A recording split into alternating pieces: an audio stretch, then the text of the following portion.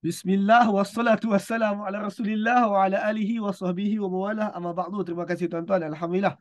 Tuan-tuan, hari ini siri berikutnya untuk siri Al-Quran bercerita. Kenapa kita buat siri Al-Quran bercerita ni? Tuan-tuan, siri Al-Quran bercerita ni kita mula 3 tahun lepas. 3 tahun lepas. Yang mana kita dah buat siri Al-Quran bercerita ni daripada Nabi Adam, kemudiannya Noh, kemudiannya sampailah Nabi Isa alaihi salam.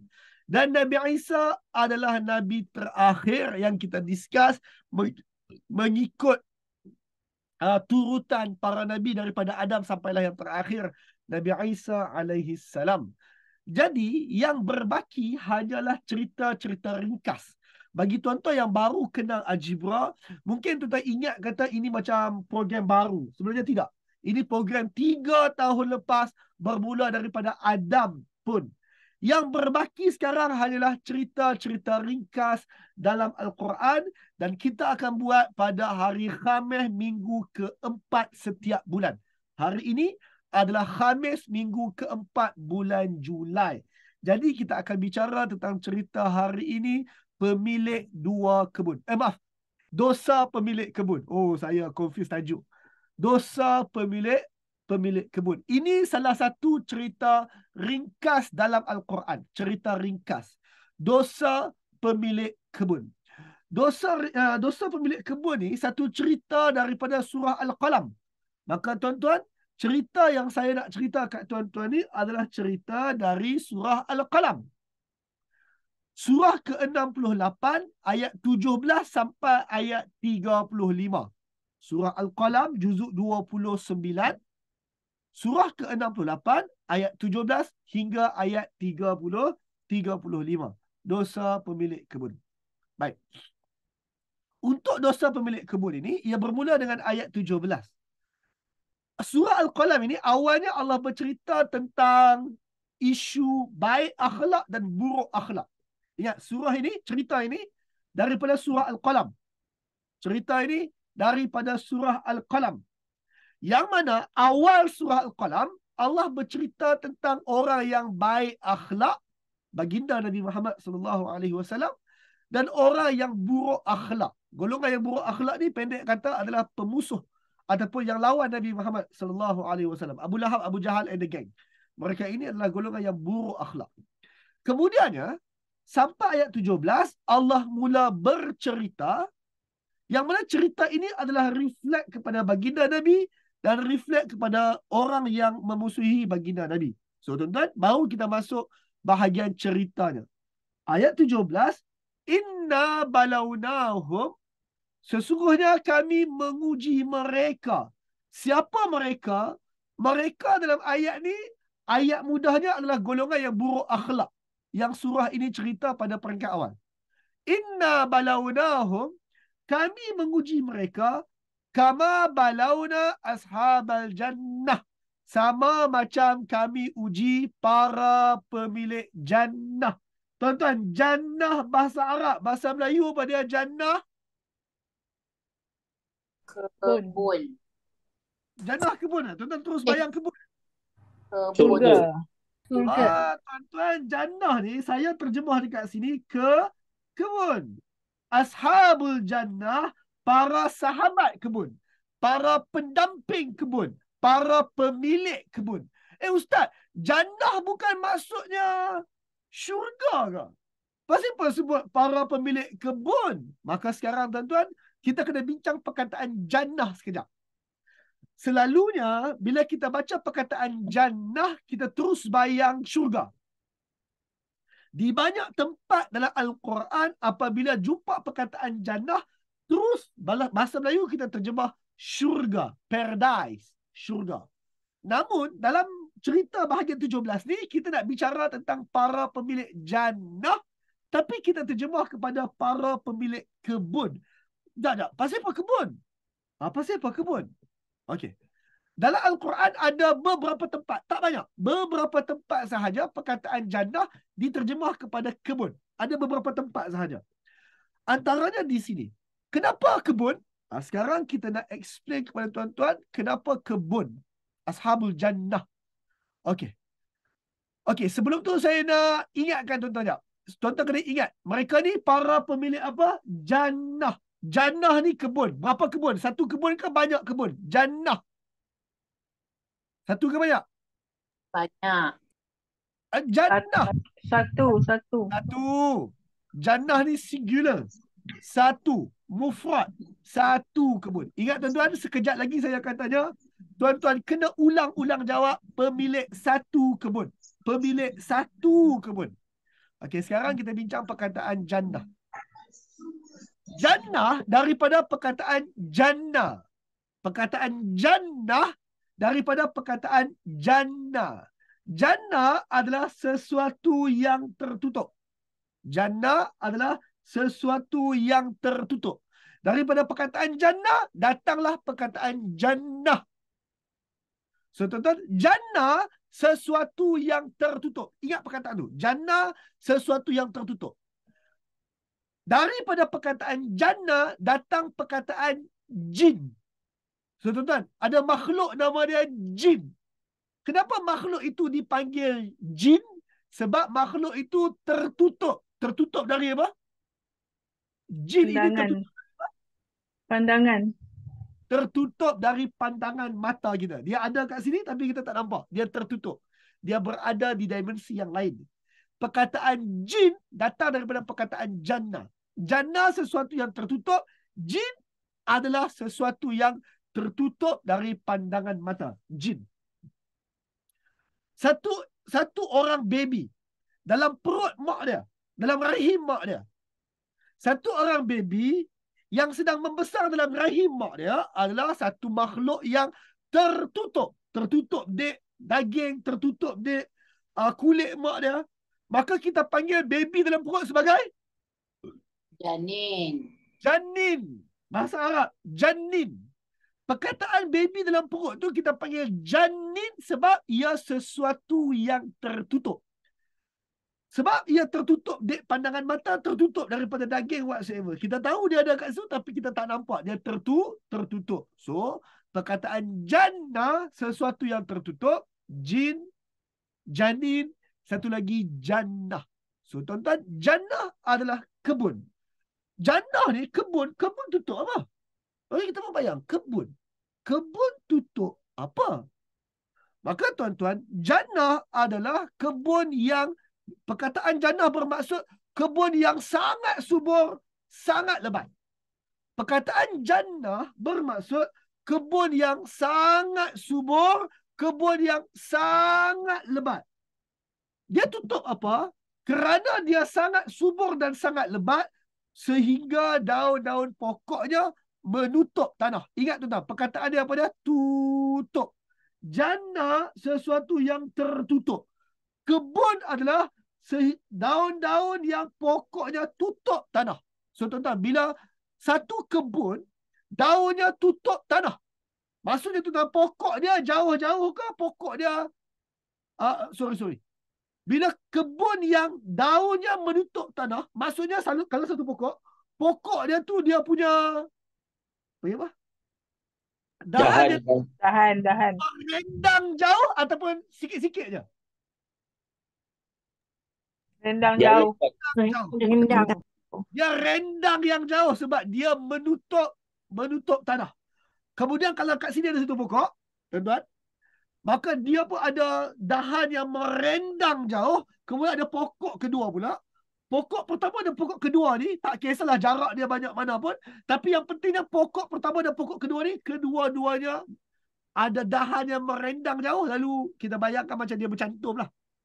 Dua pokok berbeza yang bercantum, sehingga kalau ada orang jalan di dalam kebun itu, cahaya matahari tak kena tanah lah. Gambarannya begitu. Macam tuan-tuan masuk hutan. Tuan-tuan masuk hutan boleh kata macam cahaya matahari tak kena tanah. Sebab pokoknya dekat-dekat ataupun daunnya rendang merimbun-rimbun, menutup tanah. Kalau kita ada kebun yang pokok banyak begitu, pokok yang lebat begitu, nama dia jannah, kebun. Kalau sekadar pokok-pokok renek yang kecil-kecil, kita pun tinggi pada dia, Arab panggil buhtan, Arab boleh panggil hadiqah. Ada beberapa perkataan lain untuk kebun yang kecil-kecil. Kalau kebun yang besar, lebat, mantap, padu ni, bahasa Arab sebut jannah. Jelas? Okey. Side story je. Cerita sampingan sekejap. Kenapa syurga disebut jannah? Sekarang tuan tahu tak kenapa syurga disebut jannah? Tuan-tuan, syurga disebut jannah sebab ada pokok besar dalam syurga, kita panggil Sidratul Muntaha. Pokok sidir. Yang mana dalam syurga tu ada satu pokok besar, pokok sidir, yang mana pokok itu rimbun, satu orang naik kuda 100 tahun pun, 1000 tahun pun, masih berada di bawah naungan pokok itu. Yang mana surah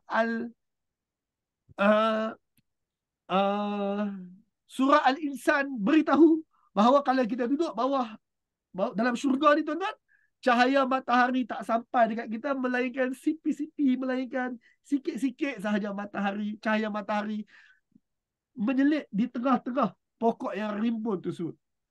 Gambaran itulah gambaran syurga. Sebab itu syurga disebut sebagai jannah dalam Al-Quran. Fine. Sekarang selesai. Kita bukan nak cerita syurga, kita nak cerita kebun. Pemilik dosa pemilik kebun. Sekarang tuan-tuan faham bahawa mereka ni adalah pemilik jannah, pemilik kebun. So kebun yang biasa-biasa ataupun kebun yang padu? Biasa-biasa Padu. Yang padu. Maka tuan-tuan, orang-orang ini adalah ashabul jannah, para pemilik kebun. Saya nak perkenalkan watak-watak cerita ini. Cerita ini sekurang-kurangnya ada 4 watak. Pertama, para pemilik kebun yang berakhlak buruk. Kita bubuh nama lah, senang. Supaya senang bercerita, kita bubuh nama. As, Is dengan Us. Ini 3 pemilik kebun yang berakhlak buruk. As, Is dengan Us. 3 pemilik kebun. Kemudian ada pemilik yang keempat. Pemilik yang keempat ni nama dia Mo. Kita bubuh nama. Mo. Mo ni, sekejap lagi tuan-tuan baca pasal Mo. Mo ni satu orang yang awsat. Satu orang yang bersederhana. Maksudnya dia ini berakhlak mulia. Dia satu orang yang bersederhana.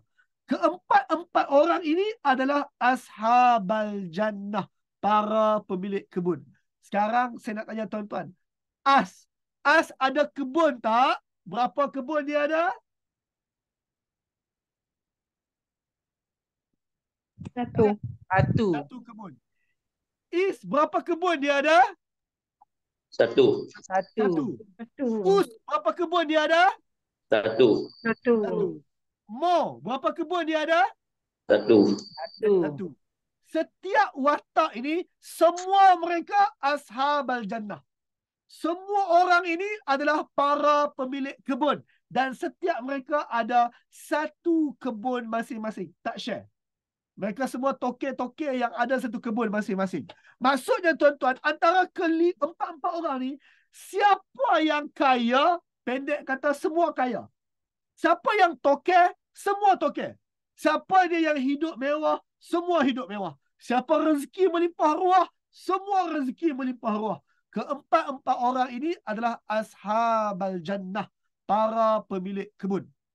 3 berakhlak buruk, seorang ashabal jannah yang berakhlak mulia. Awsat. Istilah yang tuan-tuan jumpa sekejap lagi. Maka tuan-tuan, kita sambung ceritanya. Ceritanya begini. Simple je ceritanya tuan-tuan. Iz aqsamu liyasribunna. Ceritanya. Iz aqsamu liyasrimunnaha musbihin. Wala yastathnun. Ketika mereka bersumpah akan tuai hasil. Mereka bersumpah mereka akan tuai hasil minnuha. Daripada kebun mereka tu. Musbihin. Pada awal-awal pagi. Wala yastathnun. Tanpa mereka buat sebarang pengecualian. Okey, tuan-tuan tengok ah. Para pemilik kebun ini, ingat bayangkan pemilik kebun yang 3 orang tadi. Pemilik kebun yang akhlak buruk tu. Mereka aksamu. Mereka telah bersumpah. Mereka sumpah nak buat apa? Liyasrimunnaha. untuk mereka petik hasil dari kebun mereka. Musbihin, awal-awal pagi. Tuan-tuan, mereka plan esok pagi nak bangun waktu subuh. Musbihin, waktu subuh. Maksudnya pagi ke awal pagi? Musbihin, Awal Awal pagi. pagi. awal Pagi. pagi. Awal pagi. La yastathnun, dan mereka tak buat sebarang pengecualian. Esok apa jadi pun aku nak petik habis semua kebun-kebun aku tu. Apa jadi pun aku nak petik habis semua hal-hal kebun aku tu. Wala yastathnun, tanpa mereka buat sebarang pengecualian. Tuan-tuan, maksud tanpa mereka buat sebarang pengecualian tu maksudnya dalam bahasa skema ni kata apa jadi pun hang tengok esok aku petik habis. Aku jamin lah apa jadi pun esok aku petik habis. Tuan-tuan, orang ini anggap esok adalah cerita hari ni atau masa depan? Esok. Masa depan. Masa depan. Pemilik kebun ini dia menyangka bahawa dia memegang masa depan. Lalu dia telah pun bersumpah, dia berazam yang tinggi tanpa dia buat sebarang kata-kata yang mengecualikan bahawa apa jadi pun esok whatsoever happen, kau tengoklah esok aku petik hasil. Wala yastasnun, tanpa buat sebarang pengecualian. Tuan-tuan, kita orang Islam apabila bercakap tentang masa depan, kita diajar untuk sebut pengecualian. Sebut je mana? InsyaAllah. InsyaAllah. InsyaAllah. Kita orang Islam diajar apabila kita bercakap tentang masa depan, esok aku nak pergi petik perhabis kebun aku. InsyaAllah, kalau Allah kehendaki yang sama. InsyaAllah. Kalau Allah nak macam tu, esok aku buat macam tu lah. Aku nak macam ni, InsyaAllah kalau Allah pun nak benda sama jadi. Maka kita sebut InsyaAllah. Maka para pemilik kebun yang perangai buruk ni, mereka plan nak pergi petik hasil mereka esok whatsoever happen. Dan mereka nak pergi esok bila, tuan-tuan? Awal pagi. Awal pagi. Esok awal pagi. Awal pagi. Musbihin, awal pagi. Kita sebut pukul 5, 5:30, pukul 6. Ingat, mereka nak pergi awal pagi. Ingat fakta itu. Okey, mereka pun nak pergi awal pagi. Fine. Kemudian, فَطَافَ عَلَيْهَا طَائِفٌ مِّن رَبِّكَ وَهُمْ نَائِمُونَ. Lalu kebun mereka, yang mereka kata apa jadi pun esok nak pergi petik. وَطَافَ عَلَيْهَا طَائِفٌ مِّن رَبِّكَ وَهُمْ نَائِمُونَ. Lalu Allah hantar satu gerombolan. Gerombolan itu pergi dekat kebun mereka waktu mereka tidur. Gerombolan ni buat apa? Tuan-tuan, Tafa maksudnya pergi berulang alik. Satu ta'ifah, satu kumpulan, satu gerombolan. Allah pun hantar satu gerombolan pergi dekat kebun mereka itu. Gerombolan itu datang dari sisi Allah. Wahum naimun, sewaktu pemilik-pemilik kebun ini tengah tidur. Fa'asbahat kasarib. Lalu kebun itu pagi esok. Ya, mereka ni nak keluar pagi esok. Lalu fa'asbahat. Lalu pagi esoknya. Kasarib. Kebun tu macam dah kena tuai perhabis dah pun. So tuan-tuan, malam itu, mereka pemilik kebun tengah tidur. Malam itu Allah hantar satu kumpulan pergi dekat kebun tu. Allah hantar apa? Wallahu alam. Allah tak beritahu Allah hantar apa. Tapi yang pentingnya, pagi berikutnya, ketika orang-orang ni bangun pagi berikutnya, kebun tu dah macam kena tuai dah pun. Dah tuai perhabis dah pun. So, tuan-tuan beritahu saya, apa yang mungkin Allah hantar malam tu? Sehingga esok pagi dah tuai perhabis dah. Belalang. Apa dia Kak Jamal? Belalang ke Ustaz? Boleh? Allah boleh hantar belalang makan perhabis kebun tu? Boleh? Ada benda lain tak Allah boleh hantar? Kebakaran Ribut. Ustaz? Ribut. Angin Allah ribut. boleh hantar ribut, tercabut habis semua pokok. Allah boleh hantar kebakaran, terbakar habis semua pokok. Boleh? Apa lagi Allah boleh hantar? Pencuri. Allah boleh hantar pencuri. Pencuri tu bawa dia punya bulldozer, bawa dia punya apa? Lori berbagai. Petik dulu sebelum mereka dipetik. Mereka jual dekat tempat lain. Boleh? Allah boleh hantar pencuri dari sisi Allah. Tentera Allah ni banyak. Allah boleh hantar lagi.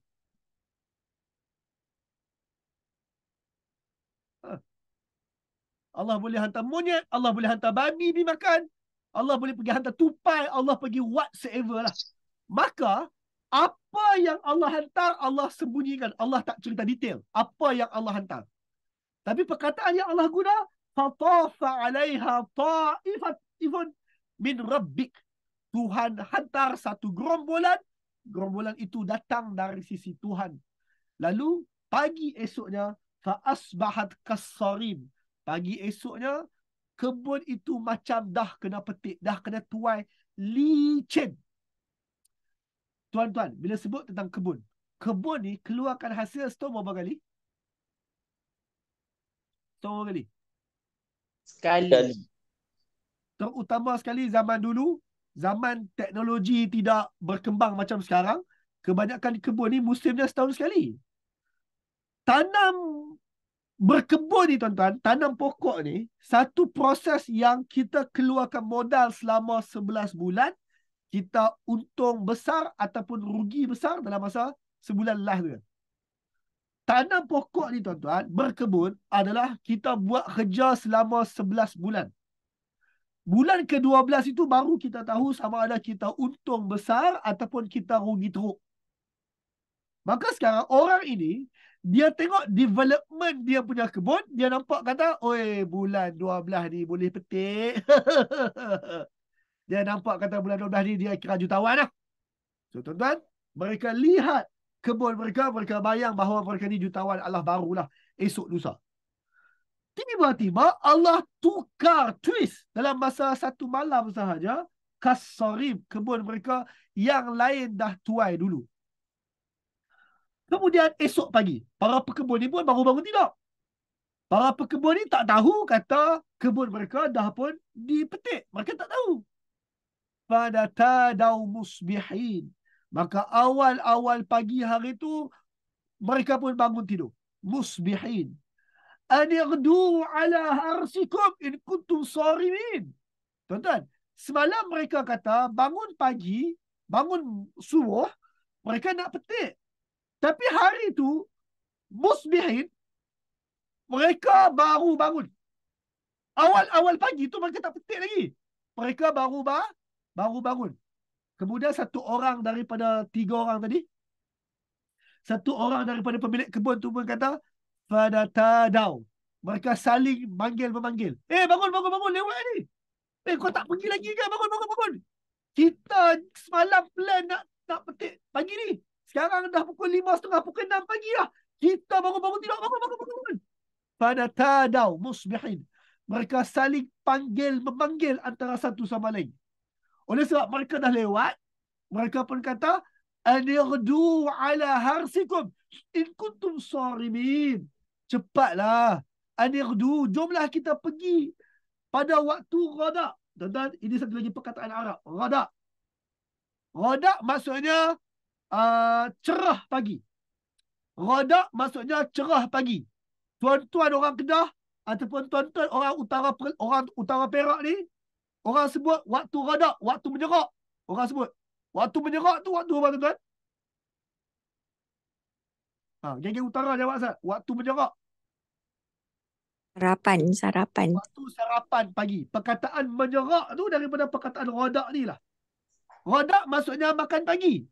Bila makan pagi, lingkungan pukul 7, pukul 8 itu waktu makan pagi. Orang ini, mereka plan waktu subuh kita petik. Lepas tidur malam, kebun mereka dipetik, mereka bangun pagi. Lewat tadi. Sepatutnya pukul 6, 6.30 ni kita petik lah. Tapi kita lewat. Bila kita lewat, bangun. Anirdu ala harzikum. Jomlah kita pergi awal cerah pagi. Plan kita nak petik pukul 6, 6.30. Tapi kita lewat. Tak apalah. Kalau lewat pun, jom kita petik cerah pagi. Kalau tak sempat pukul 6 pun, kalau kita bertolak sekarang, pukul 9, pukul 8.30, pukul 10 tu sempat lagi kita petik. Anirdu. Jomlah kita pergi cepat-cepat sekarang. Dah cerah pagi dah pun. Anirdu ala harsikum in kuntum sarimin. Cepat-cepatlah kita pergi pada cerah pagi ni. Kalau betul kalian semua nak tuai hasil tersebut. So tuan-tuan,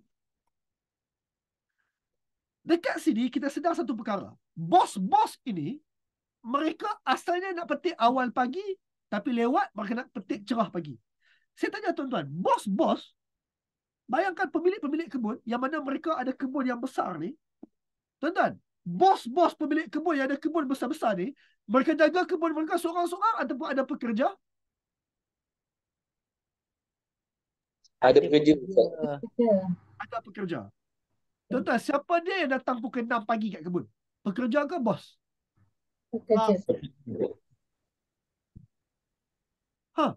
Yang datang pukul 6 pagi ni siapa dia? Pekerja ke bos?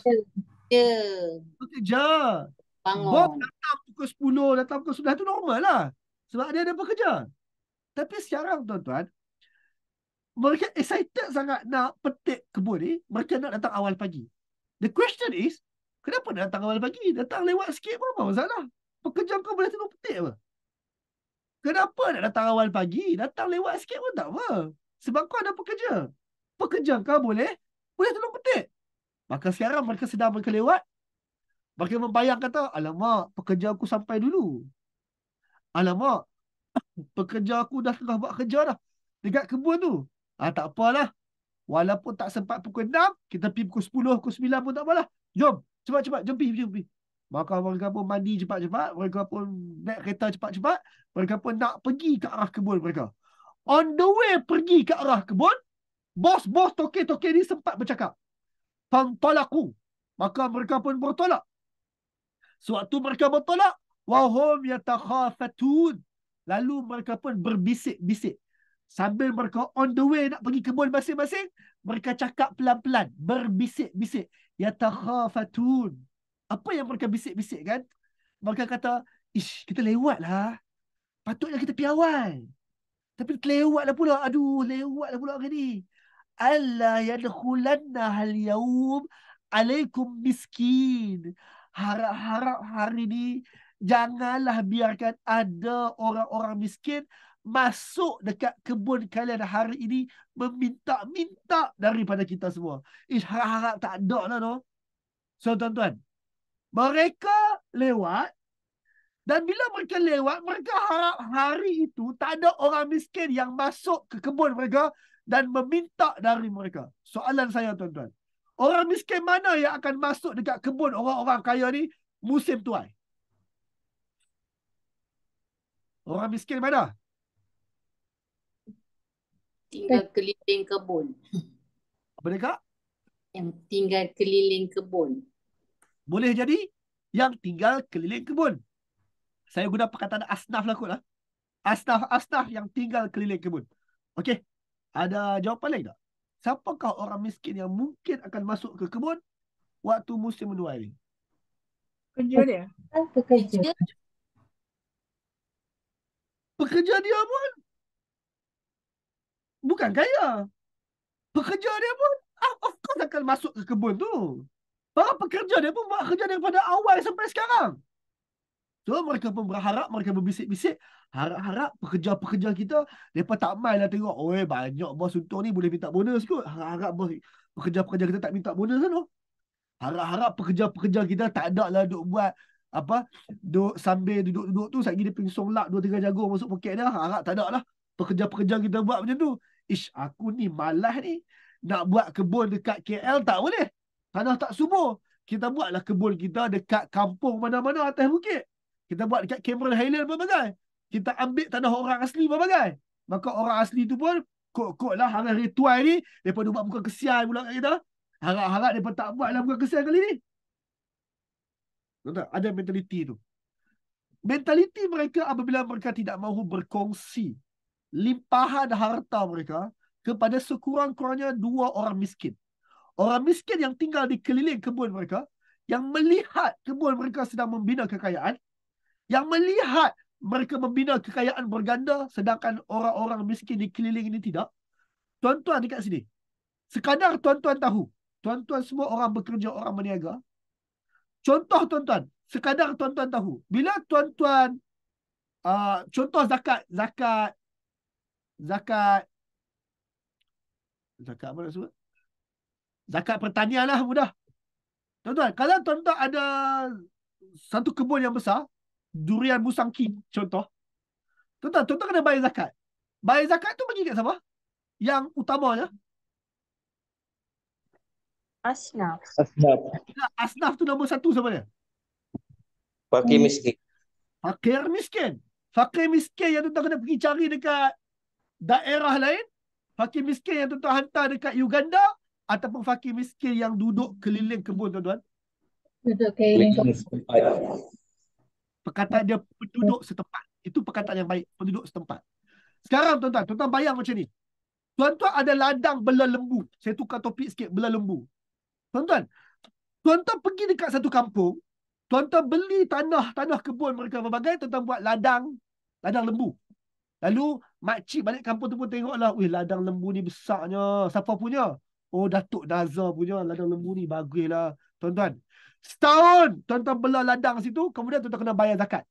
Saya tanya tuan-tuan, apa perasaan makcik-makcik kampung tu yang mereka lalu setiap hari dekat ladang lembu tuan-tuan, ketika tuan-tuan bayar zakat tu dekat Uganda ke, tuan-tuan bayar zakat dekat Afghanistan ke, ataupun tuan-tuan bayar zakat dekat negeri kelahiran tuan-tuan dekat Terengganu ke, padahal tuan-tuan punya kebun tersebut, ladang tuan-tuan dekat Perlis, ladang tuan-tuan dekat Perak, tuan-tuan bayar zakat bagi dekat Asnaf Terengganu. Apa perasaan makcik kampung keliling tu? sampai Ustaz Nazar. Sampai hati. Bukan Ustaz Nazar, Datuk Nazar. Sampai hati. Tuan-tuan, siapa dia yang duk bau busuk lembu-lembu tu selama ni? Makcik keliling kampung tu. Siapa dia yang tengok lembu tu kadang-kadang terlepas duk buat gelong, duk pergi langgar anak orang? Sekali-sekala orang kampung itu. Tuan-tuan, sebab itu agama mengajar, apabila kita keluar zakat, kita bagi dekat asnaf setempat supaya tuan-tuan mereka tahu ada ladang lembu dekat sini, paling-paling tak setahun sekali, setahun dua kali kami boleh rasa lembu dalam tu. Maka tuan-tuan, kalau ada orang nak rompak, contohlah, kalau ada orang nak rompak ladang lembu tu, fakir-fakir miskin ni akan pertahan tak? Dia pertahankan Ustaz. Dia pertahankan. Contohlah tuan-tuan, ada lembu mati. Ataupun ada lembu naik minyak, lembu gila duk pergi langgar ataupun duk pergi makan kebun orang. Boleh tak kita bincang elok-elok, lepas tu minta maaf dah ke lembu saya lari, lepas tu duk buat busuk-busuk pula, duk berak merata ni, saya minta maaf dah, nanti kami akan handle benda tersebut. Tuan-tuan, orang kampung ni sejuk hati tak bila mereka boleh makan lembu tu juga? Setahun sekali, setahun dua kali. Sejuk hati. Tuan-tuan, antara sebab kenapa kita tension sangat duduk di kawasan kilang adalah dah kilang tu bising, rumah kita dekat. Kilang tu bising, keluar kilang tu busuk, kilang tu apa-apa lagi lah. Lepas tu bila dia kaya, kita tinggal dekat keliling kilang tu dapat apa tak?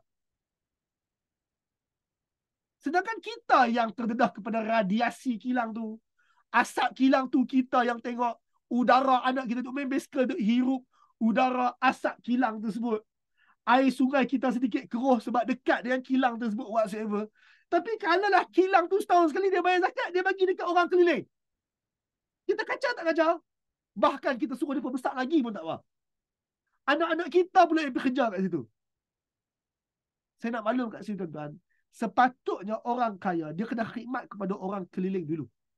Orang keliling dulu. Sama ada khidmat dalam bentuk zakat ke, khidmat dalam bentuk sedekah ke, dalam bentuk beasiswa ke, dalam bentuk apa pun, khidmat kepada penduduk setempat dulu. Contoh, kalau tuan-tuan ni ada ladang macam Sam Dabi. Sam Dabi ada ladang sendiri. Tiba-tiba dia ada beasiswa daripada Sam Dabi.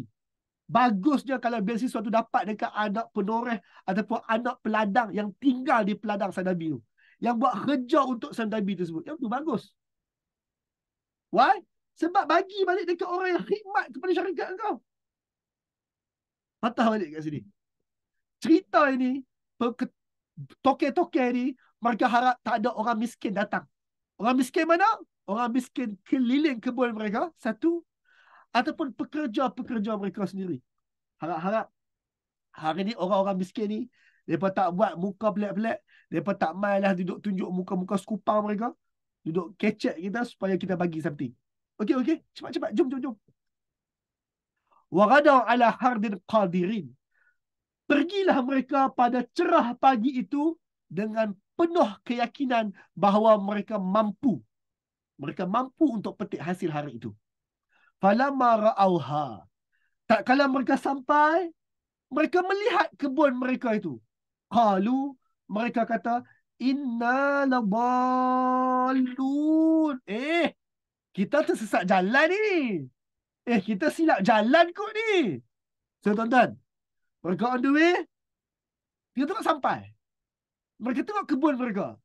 Lepas tu mereka kata, silap ni. Innalah balun. Kita tersesat ni. Ni bukan kebun aku ni. Betul? Pasal apa dia sebut itu? Ni bukan kebun aku ni. Why?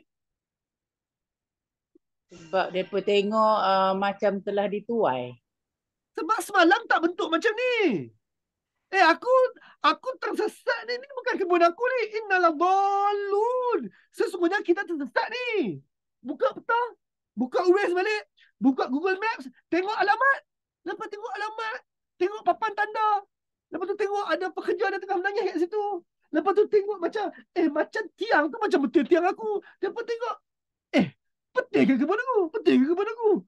Bal nahnu mahrumun. Oh no. Sebenarnya kita telah dihampakan. Bukan kita silap jalan. Betul dah. Bukan silap jalan. Betul dah. Bal nahnu mahrumun. Oh no.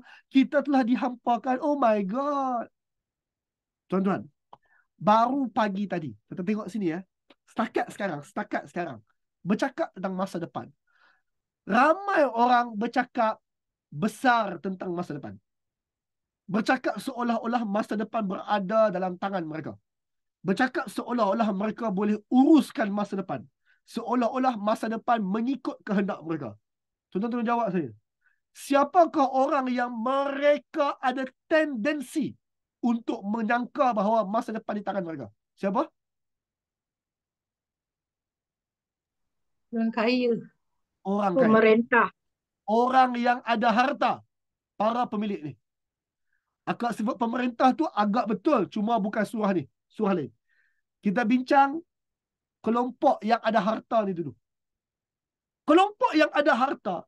Ramai orang yang ada harta dia sangka masa depan dia pegang. Ramai orang sangka kerana dia ada harta, maka masa depan dia cerah. Nothing Tuhan boleh buat untuk overturn dia. Untuk turn the table. Sebahagian kita, kerana kita sangka dalam bank kita dah ada 200,000 cash. Kita sangka, alah ekonomi runtuh pun tak ada apa lah. Gawat ekonomi pun kita survive lah. Setengah orang ada mentality macam tu. Dia sangka masa depan dia pegang. Sebahagian kita, oleh kerana kita ada insurans hari ni, kerana kita dah carum takaful tinggi-tinggi, kerana kita dah beli hibah apa bagai, kita duk bayang kata, kalau aku mati pun tak ada masalah lah. Aset banyak, anak-anak aku boleh makan. Setengah orang beranggapan kerana dia ada harta, masa depan akan menyebelahi pihak dia. Mentaliti tu kena kikih buang jauh-jauh. Mentaliti itu banyak sangkut kepada orang yang ada harta. Setakat sekarang, mereka ini masih bersangka-sangka esok berada di tangan mereka. Bangun pagi tadi pun, mereka masih sangka masa depan berada di tangan mereka. Sedangkan bangun pagi tadi, mereka dah jatuh miskin dah pun. Bangun pagi tadi, mereka dah jatuh miskin dah pun. Tapi mereka belum sedar. Mereka sampai dekat kebun mereka, oh no, kita tersesat. Oh rupanya kita telah pun dihampakan. Tuan-tuan, highlight perkataan ni. Lagi saya nak highlight perkataan ni tuan-tuan. Apa mereka sebut bila mereka sampai dekat kebun? Innal balun. Sesungguhnya kita tersesat. Tersesat apa? Paling-paling tak tersesat jalan. Tersesat apa? Paling-paling tak tersesat sampai dekat kebun tu. Dan tuan-tuan, kalau nak ikutkan, betul ataupun tak betul orang-orang yang tersesat? Jawapannya ya. Mereka tersesat bahawa mereka sangka masa depan mereka punya. Mereka tersesat bahawa kebun itu siapa punya? Sendiri punya. Mereka tersesat mengatakan bahawa kebun tu mereka punya. Padahal kebun tu bukan mereka punya. Kebun tu Allah bagi dan Allah boleh tarik balik. Harta Allah bagi, Allah boleh tarik balik. Benar, kalian telah pun tersesat. Ini wordplay dalam Al-Quran. Allah buat lidah mereka menyebut, kami tersesat. Mereka membayangkan tersesat jalan. Lebih tepat lagi, mereka tersesat mengatakan bahawa kebun tu mereka punya. Mereka tersesat bahawa kononnya harta yang ada di tangan mereka, mereka boleh makan. No. Harta yang ada di tangan kita, dah masuk mulut pun boleh keluar balik. Dah masuk mulut pun boleh keluar balik. 3 orang ini tengah bersedih, kebun mereka rosak. Tuan-tuan, hari tu hari petik hasil. Pemilik kebun lain pun akan petik hasil juga. Tapi pemilik kebun lain, dia tak datanglah pukul 6 pagi. Pemilik kebun lain tak datanglah pukul 9, pukul 10. Pemilik kebun lain, dia buat macam biasa, bangun pagi, pergi sembahyang subuh. Petang lagi hantar anak sekolah. Pagi sikit hantar anak sekolah. Sarapan dengan family sikit. Barulah pukul 10, pukul 11 tu, barulah pemilik kebun lain datang. Antara pemilik kebun lain adalah Mo. Satu orang pemilik yang awsat. Satu orang pemilik yang bersederhana. Tuan-tuan. Qala awsatuhum. Berkatalah orang yang paling bersederhana di kalangan mereka. So, tuan-tuan, ada pemilik kebun yang lain datang. Pemilik kebun tu pemilik yang bersederhana. Ingat perkataan ni, tuan-tuan. Awsat. Bersederhana. Pemilik kebun yang bersederhana pun kata, korang pasti pun macam menangis-menangis ni. Apa jadi dekat kebun korang ni? Oh, jadi macam tu. Oh, korang tengok-tengok. Rupanya babi dah makan dah. Oh, korang dah tetap tengok kebakaran. Oh. Alam aqul lakum. Kan aku dah kata dekat kalian kan. Kan aku dah sebut dekat korang sebelum ni kan. Laula tusabbihun. Alangkah baiknya kalau kalian menyucikan Allah. Sambil-sambil kita duduk bekerja, sambil-sambil kita membina kekayaan ni, sambil-sambil kita berniaga kebun ini, alangkah bagusnya kita sucikan Allah. So, tuan-tuan beritahu saya, orang yang awsat ni, orang yang bersederhana ni, dia pemilik kebun. Apa beza dia dengan pemilik kebun yang 3 tu? Apa beza dia? Taqwa. Guna perkataan tu. Akhlak. Mulia. Perkataan lain. Dia Mensucikan. Dia Kesederhanaan. menyucikan Allah. Bezanya dia dengan hak lagi 3 adalah dia buat kebun dalam keadaan sucikan Allah. Macam mana sucikan Allah? Tuan-tuan, lawan sucikan Allah adalah sucikan Allah maksudnya suci lawannya.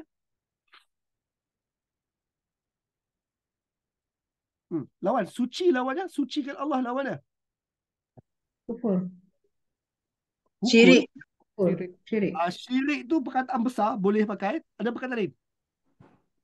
Kufur. Tidak bersyukur di atas bersyukur. nikmat Allah. Tuan-tuan, suci lawannya hina. Menyucikan Allah lawannya menghina Allah. Macam mana menghina Allah? Dengar perkataan ni, menghina Allah. Apa jadi pun, ni kaya lah. Tuan-tuan, kita sebut begitu, kita sedang menghina Allah. Excuse me, kau cakap tak ada siapa boleh buat apa-apa? Kau rasa kau dah habis kaya dah? Tuan-tuan, orang tadi dia bersederhana. Bersederhana maksudnya apa dia? Alhamdulillah Datuk Nazar nampak kata, Datuk Nazar kaya, Datuk Nazar no. Datuk Nazar akan jawab apa? Datuk yang setan ni, dia akan sebut, well, Datuk Ahmad, brother. Berapa juta? Setakat 1,5 juta ni. Dan tu Datuk yang sedang menghina Allah. Datuk Nazar yang mensucikan Allah, dia bersederhana. Datuk Nazar, tahniah perniagaan padu tahun ni. Alhamdulillah, terima kasih. Alhamdulillah, tengok perkataan. Maha suci. Segala puji, terima kasih banyak Allah. Allah bagi rezeki. Semua ni Allah bagi. Terima kasih. Tuan-tuan, ingat tak saya sebut, kebun tu kebun siapa? Kebun pemilik kebun tu kan kebun Allah. Kebun Allah. Allah. Tuan-tuan, orang bersederhana akan kata apa? Kebun saya lah. Allah bagi dekat saya. Tuan-tuan, kita tak kata ini kebun Allah, ini semua Allah punya. No. Kita sedar, memang kita punya pun. Atas geran saya punya. Saya yang buat bisnes ni, saya yang uruskan. Tapi semua ni ilmu datang daripada Allah, rezeki datang daripada Allah. Ini nama dia give the credit. Ini nama dia membuat pengecualian. Ingat tak awal surah ni? Mereka bercakap tentang esok tanpa buat pengecualian, tanpa bagi kredit semula kepada Allah. Tindakan kita sebut perkataan seperti Alhamdulillah, InsyaAllah, Masya Allah, dan bunyi-bunyi yang seperti itu yang Muslim diajar untuk sebut. Semua itu adalah tindakan dan kata-kata yang memberi pengecualian. Dengan cara kita tahu kita tak kuasai semuanya, kita lukis sesuatu bagi cantik, orang kata, lah cantik yang kau buat. Masya Allah, Allah yang bagi kita buat bagi cantik. Weh, kayanya kau. Alhamdulillah, semua ni Allah bagi. Allah Maha Kaya. Perkataan-perkataan begitu adalah membuat pengecualian. Kata-kata begitu adalah menyucikan Allah Subhanahu Wa Taala. Maka pemilik yang bersederhana ni bagi kita kata, kan aku dah kata, alangkah baiknya kalau kalian semua menyucikan Allah. Kita berniaga juga. Kita kaya juga. Tapi kita kaya ni hasil Allah Subhanahu Wa Taala. Yes, atas usaha kita, ramai orang usaha. Ramai orang bangun pagi tidur lambat. Tapi tak dapat yang macam kita ni. Ramai orang berilmu. Tapi mereka tak dapat macam kita. Rezeki ni tuan-tuan. 1001 benda kita boleh buat. Rezeki tak sama. Dua orang yang buat dua benda yang sama tak akan dapat hasil yang sama pun bila melibatkan rezeki. Sebab rezeki dia adalah rezeki masing-masing. Kan aku dah sebut, alam aqul lakum laula tusabbihun. Bukankah aku dah kata kepada kalian, alangkah baiknya kalau kalian menyucikan Allah. Qalu, orang-orang ni pun kata, subhana rabbina, maha suci Tuhan kami. Inna kunna zalimin. Betul lah. Kami ni orang zalim lah. Oh, tuan-tuan. Pemilik yang teruk ni, pemilik akhlak buruk ni, akhirnya mereka sebut subhana rabbina. Maha suci Tuhan kami. Dia sebut sebelum ke selepas dah kena sekeh dengan Allah Ta'ala? Selepas kena setting. Lepas. Lepas kena baru dia maha suci Allah. Inna kunna zalin. Kami ni orang zalim. Kami ni orang salah. Kami ni orang tak fikir panjang. Kami ni orang bodoh. Inna zalimin. Mereka mengaku mereka salah. Mereka mengaku mereka salah bila? Lepas dah kena sekeh dah pun. Lepas kena ketuk kepala dah pun. Baru menyucikan Allah. Baru mereka nak sucikan Allah. Mengaku mereka salah. Fa'aqbala ba'duhum ala ba'din yatalawamun. Lalu mereka menghadap satu sama lain. 3 orang tadi. 3 orang pemilik yang teruk tu. Mereka dah mengaku salah. Mereka dah puji Allah. Kemudian 3 pemilik ni menghadap satu sama lain. Fa'aqbala ba'duhum ala ba'din yatalawamun. Saling mencela-cela. Tuan-tuan, saling mencela. Saling mencela maksudnya apa dia? Saling mencela. Saling salah menyalahkan. Saling salah menyalahkan. Kau lah yang ajar aku kena kut. Ya besar pula. Kau yang kata esok nak petik. Besar pula aku pula. Kau yang kata pelan-pelan tak usah bagi orang miskin masuk kebun kita. Besar pula. Engkau yang kejut aku pagi ni. Besar pula. Engkau yang sekian. Engkau yang sekian. Maka pemilik-pemilik yang telah pun jatuh miskin ni, pemilik yang kebun mereka dah mustah ni, tadi mereka kata salah mereka. Tapi bila mereka tengok geng-geng, ingat yang mereka kata salah kami tu, mereka sebut kepada yang berakhlak mulia. Bila dia duduk dengan geng-geng dia yang sama-sama akhlak tak mulia ni, dia mula rasa, aku jadi akhlak buruk sebab kau. Sebab aku berkawan dengan kau. Orang ni pula kata, no. Aku akhlak buruk sebab berkawan dengan kau. Orang ni pula kata, no. Aku berakhlak buruk sebab kawan dengan kau. Akhirnya tuan-tuan, kawan-kawan yang sama-sama berakhlak buruk, ketika mereka bersama dengan orang yang berakhlak baik, mereka akan cakap, betul lah, aku bodoh. Betul lah, aku salah. Sebab tu Tuhan buat aku macam ni. Sorry. Alah, awak lah aku bodoh sangat. Bila dia duduk dengan kawan-kawan dia yang sama-sama akhlak buruk, salah kau, salah kau, salah kau, salah kau, salah kau, salah kau. Tuan-tuan, dia duduk sebut salah kau, dia tak sebut salah apa? Salah sendiri. Dia tak ngaku salah Dia sendiri. duduk dengan sama-sama geng dia. Semua salah orang lain kecuali salah aku. Aku ni seolah-olah macam mangsa keadaan lah. Sebab berkawan dengan orang macam hampa ni. Lepas duduk salahkan orang tu, salahkan orang ni, salahkan orang tu, salahkan orang ni. Akhirnya kesimpulan yang orang-orang ni dapat, qalu, mereka pun sebut, ya wailana, alangkah celakanya kita. Inna kunna taghin. Kita ni orang melampau. Kesimpulan yang mereka fahami apabila mereka saling menyalahkan satu sama lain, kesimpulan mereka adalah kita ni betul-betul orang celaka. Kita ni orang-orang yang sangat tara, sangat melampau. Asa Rabbuna ayyubdilana khairan minha. Semoga-moga Tuhan kita gantikan sesuatu yang lebih baik untuk kita daripada kebun kita yang musnah ni. So tuan-tuan, boleh tak saya sebut mereka ni sedang taubat? Boleh saya sebut begitu tak? Boleh saya sebut Boleh. begitu? Mereka taubat. Boleh. Boleh ya? So tuan-tuan Boleh. ingat, ending cerita ni adalah pemilik kebun tu salahkan satu sama lain. Kemudian mereka taubat. Lalu mereka kata, asa Rabbuna, mudah-mudahan, semoga-moga Tuhan kita an yubdilana, menggantikan untuk kita khairan minha, sesuatu yang lebih baik daripada kebun kita yang musnah ni. Inna ila rabbina raghibun, kepada Tuhan kita lah kita berharap sungguh. Ya Allah, kami minta ampun, kami minta maaf, bagilah ganti yang lebih baik. Please bagi, please ya Allah, kami minta maaf ya Allah. Okey? Mereka pun berkata demikian. Tentang statement tu, mudah-mudahan Tuhan ganti dengan yang lebih baik. Statement tu, boleh tak Allah ganti dengan yang lebih baik daripada yang dia dah sekeh kepala dan dia tarik tu? Boleh. Boleh. Confirm tak Allah ganti dengan yang lebih baik? InsyaAllah. InsyaAllah boleh. Confirm tak? Dah sedar diri dia. Tak confirm. Boleh tak Allah ganti dengan yang lebih baik? Ya, boleh Allah ganti dengan yang lebih baik. Confirm ke Allah ganti dengan yang lebih baik? Up to him. Tak semestinya. Tidak ada perjanjian, tidak ada janji daripada Allah. Kalau kau taubat, maka Allah akan bagi balik yang asal. Ataupun Allah akan gandakan daripada yang asal. Tidak ada janji dengan Allah.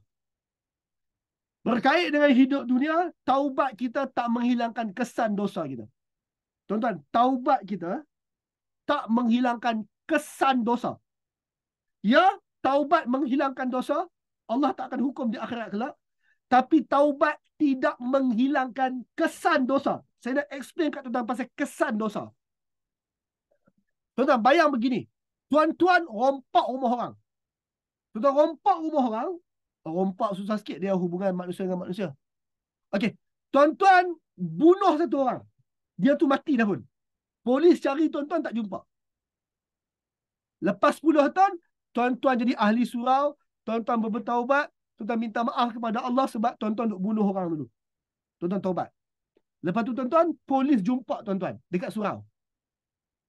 Tuan-tuan, kes yang tuan-tuan bunuh orang tu kira tutup ke? Tuan-tuan ditangkap dan dibicarakan? Ditangkap. Tangkap dan bicarakan. Ditangkap, dibicarakan dan dihukum dunia. Saya dah taubat dah. Taubat menghilangkan dosa. Taubat tak menghilangkan kesan dosa. Jelas? Taubat menghilangkan dosa. Taubat tak menghilangkan kesan daripada dosa tersebut. Sedikit tentang Bani Israel. Tuan-tuan, Bani Israel yang sembah patung lembu, yang duk minta bawang, kacang adah, Bani Israel yang duk minta nak tengok Tuhan seketul. Bani Israel zaman Nabi Muhammad ke Bani Israel zaman Musa? Sama Musa. Bani Zaman Israel. Musa. Soalan saya, Allah laknat Bani Israel kerana kesalahan itu hanya kerana Bani Israel zaman Musa tu saja ataupun generasi lepas tu? Generasi lepas tu pun kena. Generasi lepas tu pun kena. Tuan-tuan, Allah tak kata Bani Israel datang kemudian tu berdosa. Allah tak sebut begitu. Tapi kalian Bani Israel datang kemudian, kalian terkena kesan daripada dosa nenek moyang kalian tersebut. Tuan-tuan, nenek moyang kita orang Melayu ada buat salah. Lalu Belanda datang jajah tanah kita. Portugis datang jajah tanah kita. Jepun datang jajah tanah kita. British datang jajah tanah kita. Boleh ke? Kerana kesalahan tu nenek moyang saya buat, maka bila saya lahir, saya kata, British, kau baliklah rumah kau, yang salah Tok Wan aku. Ataupun saya perlu menanggung kesalahan Tok Wan saya.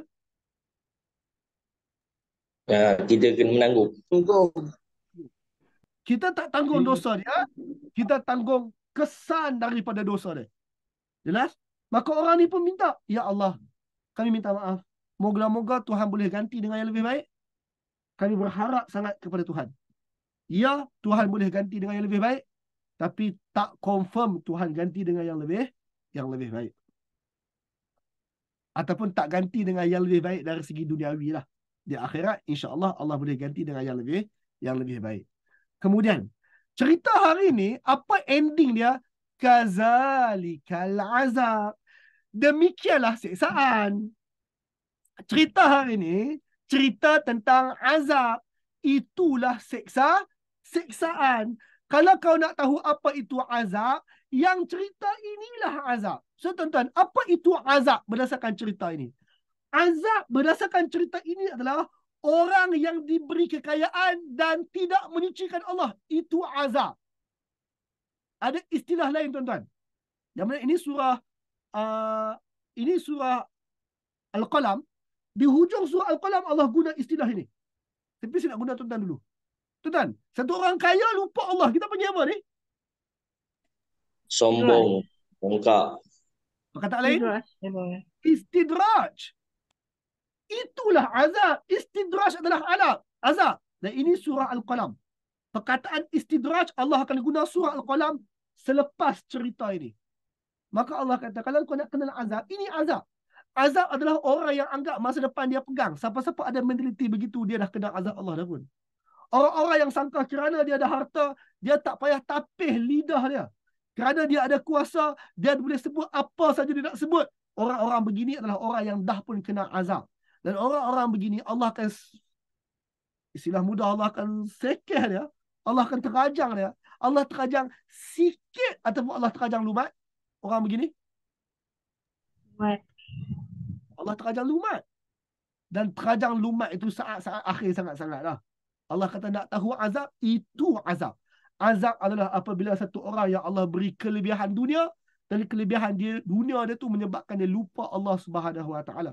Dia menghina Allah dengan kelebihan dunia dia. Dia dapat kelebihan dunia, dia tidak menyucikan Allah. Itu siksaan. Dan azab yang begini, siksaan begini, akhirnya orang itu kena akibat dunia dia di saat-saat akhir. Kadang-kadang di hujung usia dia, baru dia kena hukuman Allah tersebut di saat-saat akhir. Kazalikal azab. Demikian itulah siksaan. Wala azabul akhirah akbar. Lau kanu ya'lamun. Berdasarkan cerita tadi, engkau lihat siksaan dunia, azab dunia. Cerita tadi juga memberi gambaran azab akhirah. Akbar. Lebih besar, lebih berat, lebih dahsyat daripada azab dalam cerita tadi. Cerita tadi cerita pasal azab. Itu azab. Cerita tadi juga cerita pasal azab. Cerita tadi, kalau kita bayangkan cerita tadi adalah versi akhirat, la azabul akhirah akbar. Azab siksaan akhirat lebih besar daripada cerita tadi versi dunia. Lau kanu ya'lamun, kalaulah kalian tahu.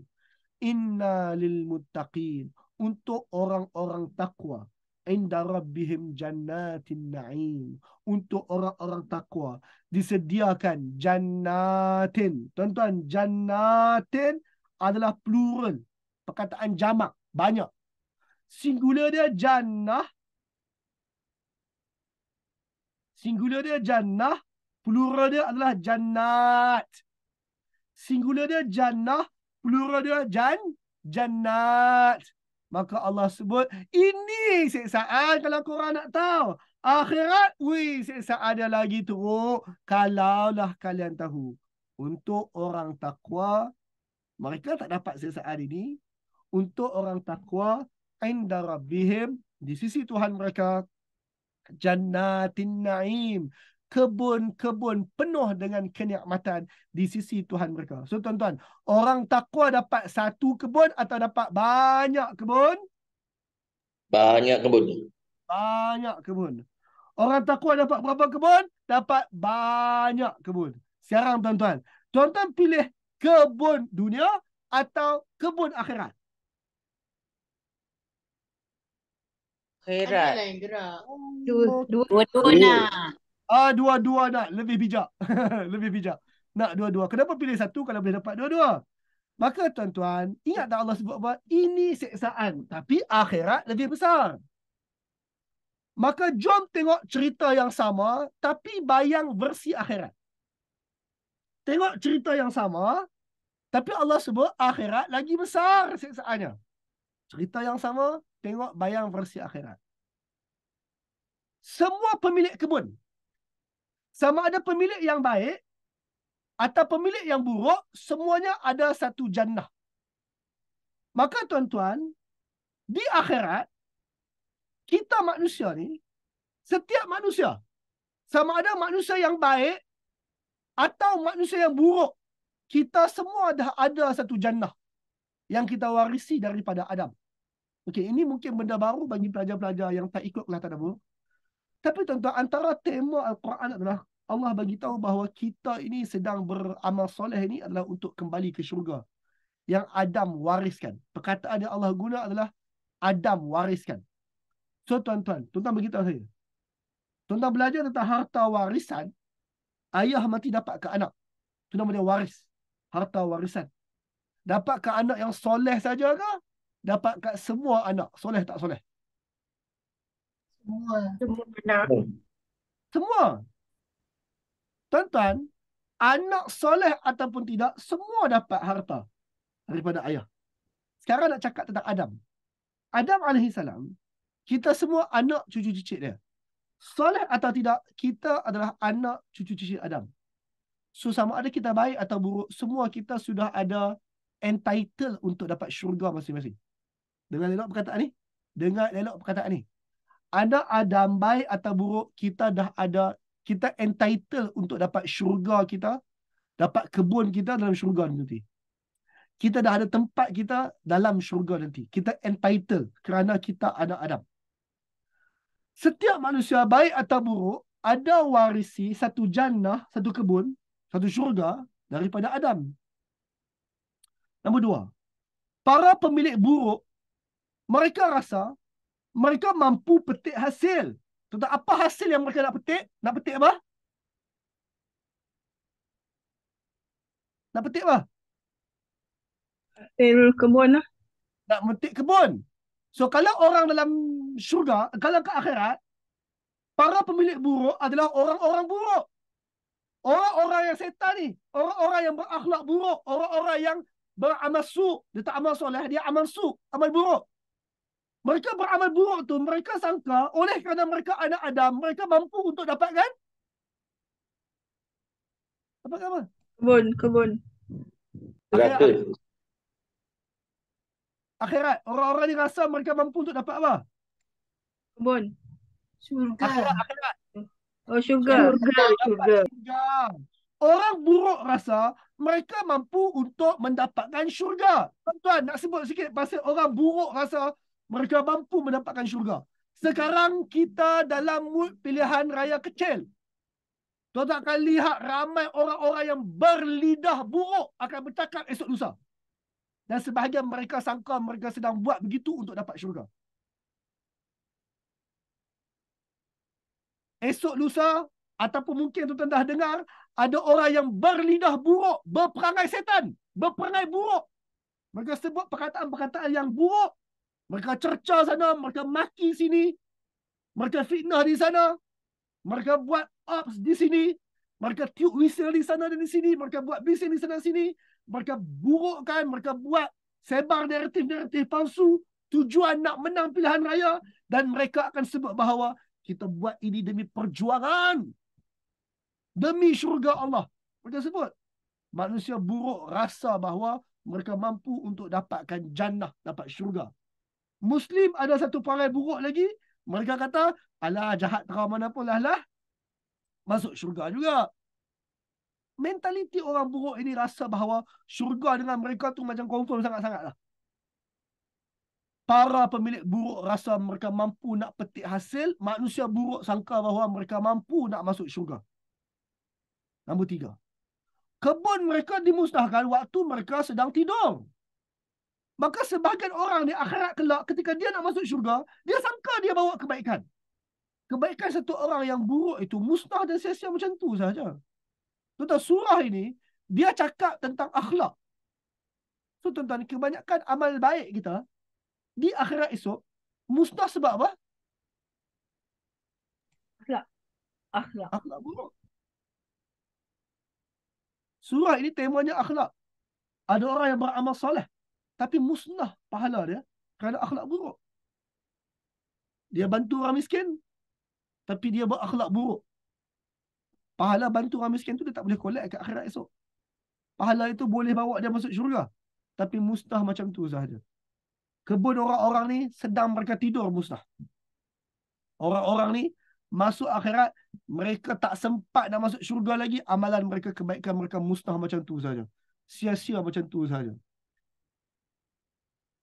Yang keempat, mereka plan nak petik awal pagi, waktu subuh. Kalau tak boleh awal pagi, nak petik waktu radak, waktu cerah pagi. Sama ada mereka sampai waktu pagi ke, awal pagi ke, ataupun mereka sampai lewat sikit cerah pagi ke, tetap tak ada hasil. So kalau dekat akhirat esok tuan-tuan, orang tu awal sikit ke atau lewat sikit ke bicara ke akhirat, kau bicara dulu ke, bicara lambat sikit ke, bicara on the spot ke, bicara tangguh belakang-belakang ke, tetap tak dapat jannah. Tak ada hasil. Bicara dulu atau bicara kemudian tetap kau tak rasa jannah tersebut. Nombor 5. Mereka telah dinasihati oleh pemilik kebun yang bersederhana. So tuan-tuan, orang-orang yang begini, dekat dunia dulu mereka dah dinasihati. Siapa nasihat mereka?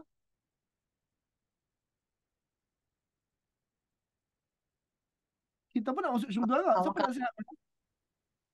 Orang yang bersederhana. Orang bersederhana. Boleh sebut contoh siapa dia bersederhana? Orang yang berakhlak baik. Akhlak baik. Orang macam Muhammad sallallahu alaihi wasallam. Mo nama dia, Muhammad. Mo. Maka tuan-tuan, mereka dah dinasihati oleh Rasulullah. Orang-orang yang meneruskan perjuangan para rasul dah pesan dah pun. Kita kena jaga akhlak kita, jaga ibadah kita, jaga tauhid kita. Tauhid sahaja tanpa akhlak yang baik pun rosak. Ibadah yang baik tanpa akhlak yang baik pun rosak. Kena jaga akhlak kita. Mereka telah dinasihati oleh orang-orang seperti Rasulullah. Di kebun musnah itu mereka salahkan satu sama lain. Mereka ni tak mereka pergi kebun tak boleh petik hasil. Sampai dekat kebun tu duk salahkan, kau salah kau, aku salah aku, semua menyalahkan satu sama lain. Maka di akhirat kelak tuan-tuan, kebun yang musnah di akhirat apa dia? Kebun yang musnah di akhirat apa dia? Pahala. Kebun yang musnah di akhirat apa dia? Syurga. Amal Tuan-tuan, soleh. jannah kebun yang elok. Kebun yang rosak apa dia?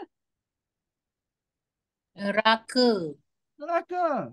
Tuan-tuan, di kebun yang musnah itu, mereka menyalahkan satu sama lain. Di neraka, mereka buat apa? Menyalahkan satu sama lain. Menyalahkan satu sama lain. Ini juzuk 29. Siapa yang study daripada awal, tu akan jumpa. Allah beritahu, orang yang masuk syurga, orang yang masuk neraka, kemudian masuk grup nombor 2. Grup nombor 1 akan maki grup nombor 2. Grup nombor 2 akan kata, kami masuk sebab kau lah. Oh, kau salah kau, salah aku, salah kau, salah aku. Kemudian, aku salah kau salah aku. Akhirnya orang yang masuk neraka dia akan kata, wahai Tuhan, tolong bawa mai siapa dia yang jadi punca aku masuk neraka, aku nak pijak dia bawah telapak kaki aku. Duk salah kau, salah aku, salah kau, salah aku. Last sekali semua kata, siapa bawa aku masuk neraka, aku nak pijak. Dia ni pula kata, dia pijak aku, siapa bawa aku masuk neraka, aku nak pijak. Semua orang nak pijak orang yang bawa dia masuk neraka. Sehinggalah orang terakhir akan kata, ya Allah, mana ada si iblis tu? Iblis tu yang ajak aku masuk neraka, dan akhirnya semua orang pakat nak pijak iblis dalam neraka. Itu semua benda yang telah Allah ajar kita lebih awal. Dalam kebun yang bahagia, syurga, maka semua orang happy. Masuk kebun yang rosak, neraka, maka orang menyalahkan satu sama lain. Tuan-tuan, perkataan jannah. Jannah tadi adalah kebun yang apa saya sebut?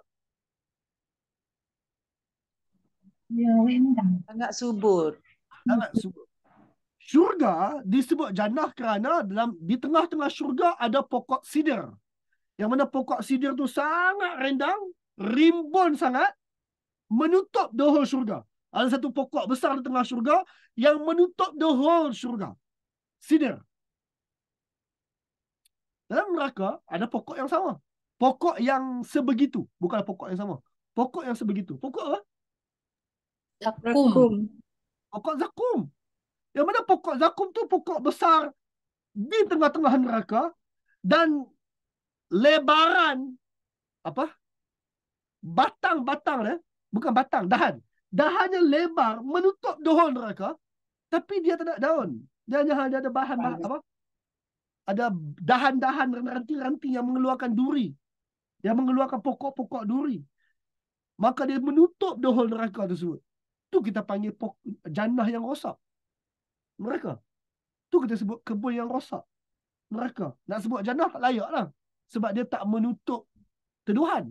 Dia buat lagi, dia menutup neraka, tapi dia tak menutup dengan teduhan. Maka dia tak layak sebut neraka. Dia tak layak sebut jannah. Maka perkataan untuk kebun yang rosak ni kita panggil neraka. Di kebun yang musnah itu, mereka menyalahkan satu sama lain. Di neraka, mereka menyalahkan dan mencela satu sama lain. Ketujuh, akhirnya di kebun itu, mereka mengaku mereka zalim. Mereka mengaku mereka melampau. Di neraka akhirnya, orang yang masuk neraka akan mengaku mereka salah. Akan mengaku mereka zalim, akan mengaku mereka melampau. Mereka mengaku masa dekat neraka. Bukan mengaku masa dekat dunia. Bukan mengaku masa hujung-hujung nafas. Mereka tak mengaku ketika mereka di mahsyar. Mereka mengaku bila dah masuk neraka. Bila masuk neraka, menjerit dalam neraka, mereka minta ampun dalam neraka, mereka mengaku mereka salah dalam neraka. Tuan-tuan, mereka harap Allah ganti dengan keadaan lebih baik. So, tuan-tuan beritahu saya. Orang neraka kata, Ya Allah, aku salah, Ya Allah. Ya Allah, ampunkan aku, Ya Allah. Ya Allah, keluarkan aku dari neraka ni, Ya Allah. Ya Allah, sorry, Ya Allah. Adakah Allah ganti dengan yang lebih baik? Allah bagi lebih buruk. Tuan-tuan ada jawapan. Orang-orang ini telah mengaku dalam neraka. Ingat, dunia, moga-moga Allah ganti dengan yang lebih baik. Ya, dunia Allah boleh ganti dengan yang lebih baik. Dan, tapi tak confirm, dunia. Akhirat, dalam neraka. Ya Allah, ampunkan aku, bla bla bla bla. Ya Allah, keluarkan aku daripada neraka ni, bla bla bla. Adakah Allah boleh ganti dengan yang lebih baik? Maka tuan-tuan, mereka mengharapkan agar Allah ganti dengan yang lebih baik. Allah ampunkan mereka dan Allah masukkan mereka ke dalam syurga, jannah. Tuan-tuan, isu pasal ganti dengan yang lebih baik. Kalau Allah ganti pun, sebut bayang kebun dunia dulu. Kalau Allah ganti pun, pembentukan kebun baru ambil masa yang panjang. Ni. Kebun saya rosak. Ya Allah, gantilah dengan yang lebih baik. Kalau Allah nak develop balik kebun, nak bagi sama macam kebun yang kau ada tu, dia ambil masalah lama. Bukan on the spot Allah ganti. Itu dunia. Sekarang nak cakap pasal akhirat. Mereka kata, Ya Allah, ampunkan kami, keluarkan kami pada neraka ni, masuk syurga. Ya Allah, please, please, please. Pertama, tak confirm Allah bagi. Tapi just assume kata Allah bagi. Ingat, orang minta ampun dan keluar daripada syurga tu, tak confirm. Allah boleh bagi, tapi tak wajib untuk Allah bagi. Tapi kalau Allah bagi. Allah bagi esok ke? Allah bagi minggu depan ke? Bila Allah bagi? Masa yang panjang, Ustaz. Selepas satu jangka masa yang lama. Kalaulah Allah ampunkan pun, ia berlaku lepas orang tu rentung dalam neraka dah pun. Kalau Allah ampunkan bawa dia keluar daripada neraka pun, orang tu dah menyesal, dah rentung gila dalam neraka dah pun. Barulah Allah ampunkan dia, bawa dia masuk syurga. Pemilik yang bersederhana pula orang takwa. Pemilik bersederhana pula dia dapat jannatin naim, bukan satu kebun tapi kebun-kebun penuh kenikmatan. Orang bertakwa tuan-tuan diganjari dengan lebih dari satu jannah. Orang bertakwa dapat jannatin naim. Orang takwa bukan dapat satu jannah tapi dapat jannah-jannah, jannatin naim. Orang syurga, orang takwa bukan dapat satu kebun tapi dapat banyak kebun. Tuan-tuan baca surah Ar-Rahman. Antara yang tuan-tuan study dalam surah Ar-Rahman adalah bahagian kedua Ar-Rahman, penghujung tersebut. Allah sebut bahawa orang syurga akan dapat jannatain. Dua syurga. Dua syurga yang daripada emas, daripada perak, yang itu, yang ini, yang itu, yang ini, yang itu, yang ini. Lepas Allah bagi kat dua syurga kepada penghuni syurga, Allah bagi pula wa jannatain. Allah bagi dua syurga lagi. Surah Ar-Rahman Allah beri dua syurga kepada penghuni syurga, plus dua syurga lagi, dah berapa syurga? 4. Sekurang-kurangnya 4. Itu surah Ar-Rahman sahaja. Tuan-tuan study surah Al-Insan. Allah sebut tentang 3 tingkatan dalam syurga. Tingkatan orang yang duduk di jannah dia, di kebun dia, ada sungai peribadi yang dia boleh alir ke mana dia suka. Allah boleh upgrade yang lebih baik. Yang lebih baik, dia ada beberapa kebun. Ada kebun peribadi yang dia boleh alir berapa suka. Ada kebun yang lain yang dia boleh, ada orang datang serve. Dia boleh upgrade kebun yang ketiga. Dia boleh pergi ke Jannatu Adnin, ke Taman Ad, yang mana taman terbuka yang ramai orang boleh pergi bersama. Lalu dia ada makan-makan dengan orang lain pula di kebun yang lebih umum. Maksudnya, orang syurga tak terhad hanya kepada satu syurga. Orang syurga boleh ada banyak syurga. Orang syurga boleh ada kepelbagaian dalam syurga. Orang masuk syurga tak dapat satu jannah. Orang masuk syurga dapat jannatin naim. Syurga-syurga yang penuh kenikmatan. Kebun-kebun yang penuh kenikmatan. Ada soalan setakat sekarang, tuan?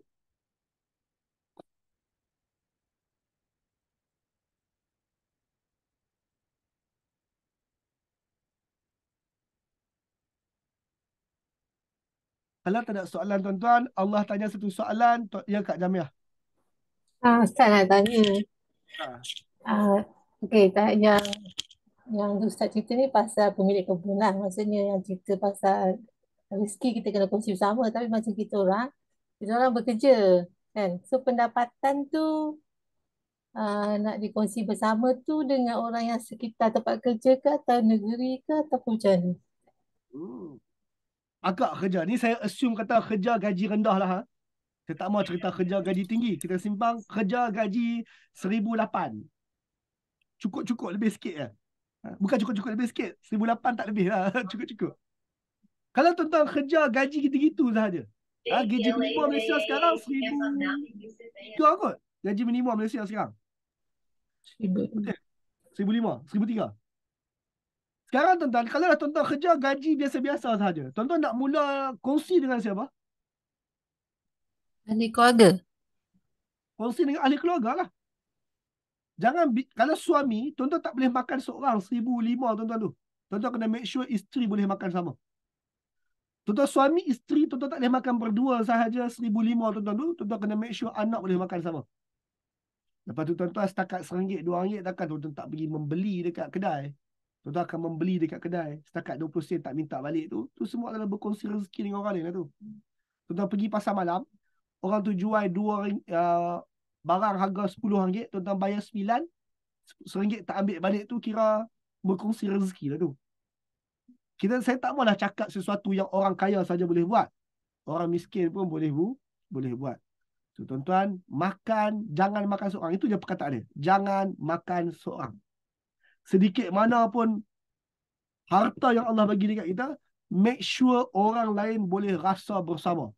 Terutama sekali kalau tuan-tuan suami dan tuan-tuan ayah, haram sangat seorang suami dan seorang ayah makan seorang-seorang. Tuan-tuan, seorang isteri, dia makan KFC seorang-seorang dia tak perlu rasa bersalah. Tapi kalau seorang suami makan KFC seorang-seorang, isteri setakat makan nasi lemak pagi tadi ya, saya tak maulah sebut berdosa, tapi Tuhan akan tanya. Kalau isteri, contoh, isteri kerja, suami kerja. Isteri kerja, suami kerja, isteri pergi makan KFC seorang-seorang. Tuhan tak tanya. Tapi kalau suami pergi makan KFC seorang-seorang, Tuhan akan tanya. Why? Kenapa kau makan seorang-seorang? Suami ada tanggungjawab dia. Tanggungjawab suami adalah menafkahi keluarga. Isteri ada tanggungjawab dia.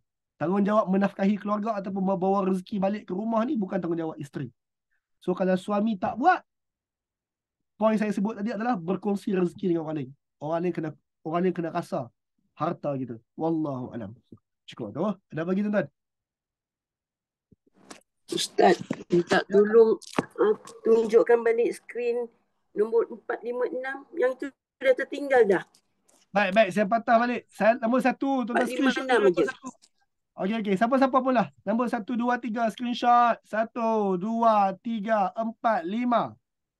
Kemudian lupa pula dekat Facebook nak tengok juga. Okey. 4, 5, 6 screenshot. 1, 2, 3, 4, 5. Kejap Ustaz, kejap. Ya, Kak Toli. Okey dah. Dah dapat. Terima kasih. Itu je. Skrin ni je. 7, 8, 9 screenshot. Lekas. Nombor 10 screenshot lekas. Okey, tuan-tuan ada soalan lain? Ya, ulang balik yang 7 lepas ni. Hai, Akak. Okey. Baik, tuan-tuan, ada soalan lain?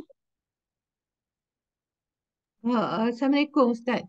Ya, Saya nak tanya yang pemilik kebun ni adakah cerita yang sama dengan surah Al-Kahfi yang pemilik kebun yang tu?